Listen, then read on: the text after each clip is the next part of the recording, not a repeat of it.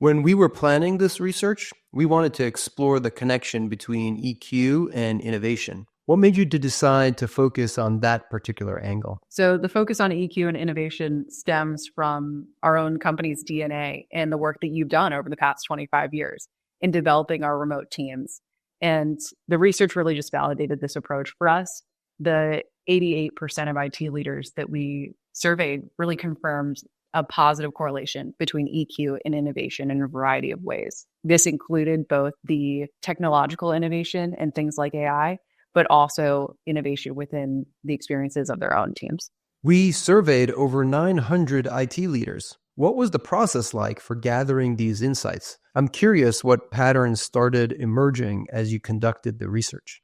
So we worked with a variety of IT professionals for our survey, which included individuals ranging from 18 to 54 plus. The ratio of respondents was about 63% men to 37% women. And we were also looking for a mix of experience levels. So we had individuals who have just 1 year of experience, and then it scaled all the way up to people who have more than 30 years of experience in the industry. And this really allowed us to account for various types of perspectives from these IT leaders and professionals. What we did then was to take this quantitative data from our surveys and combine it with qualitative interviews that we did with our own internal development staff.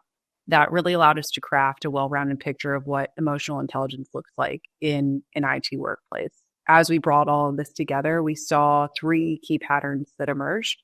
The first was just how important EQ is in remote work. 85% of respondents showed that this was really important for them.